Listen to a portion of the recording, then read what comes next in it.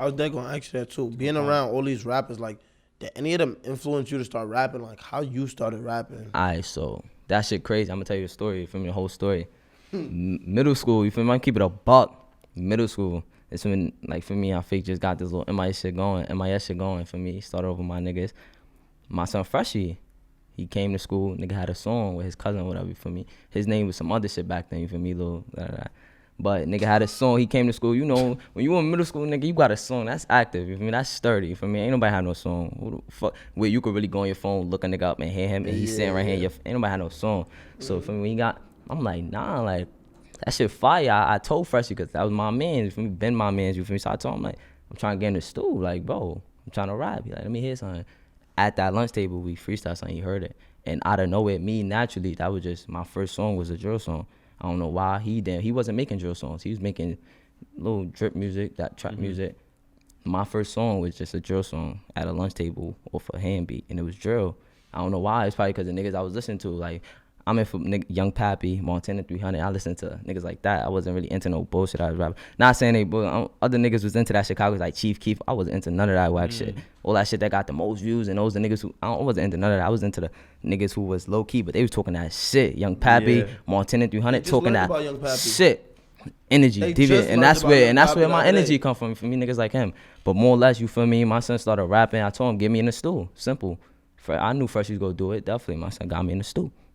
He got me in the studio. We made our first track. For me, I never forget that shit. We made our first track. I got him on that drill time, and he got me. Mine changed our name. Like, nigga, I'm M.I.S wrong. Yeah. I don't give a fuck. I was M.I.S wrong. You feel me?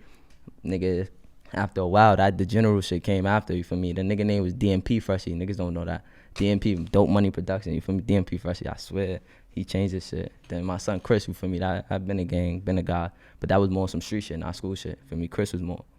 For me, more or less, my son Chris came home. Got out of jail. He see what me and Fresh was doing. We was doing little shit. SoundCloud. Nothing crazy. No YouTube. Just search SoundCloud songs. But the bros knew about it, and they knew we was doing some shit. Like, niggas was fake fire. You feel me? So when Chris came on, me like, y'all niggas rapping. What's the word? Like, nigga, I'm trying to rap too. I heard me and Chris, we hit the stool. I never forget. We went to what? Coney Island, Dolly. Me and him went.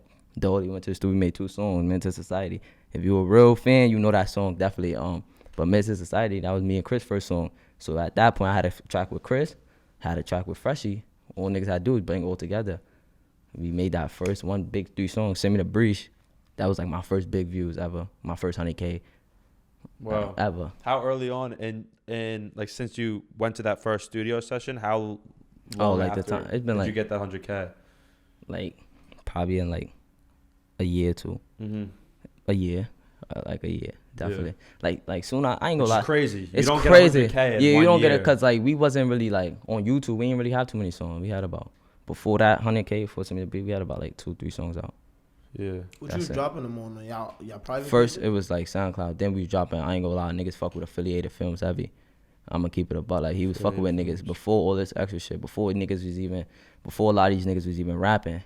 It wasn't even niggas rapping really. I ain't even gonna say the names because them names don't really matter who was rapping, but niggas wasn't even really rapping. It was no competition, so that's probably why it was a little easier.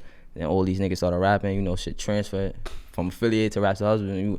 Rap to Husband holding that platform right now, you feel me? You got that platform, so now shit got a little tricky. And that's what I was saying back then with views, like when niggas hit that first 100K, that shit was lit. Then you got all these other niggas who started rapping, they hit 100K, and I was like, damn.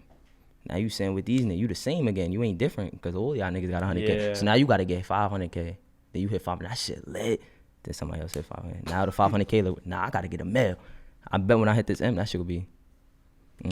But you don't like the competitive nature of like the rap industry right now? I like that shit, but it ain't how it used to be. Like me, I'm a young ass nigga. I ain't gonna act like I'm an old school nigga who know all the old school history, but I wish I was in that generation because niggas really rapping about more shit.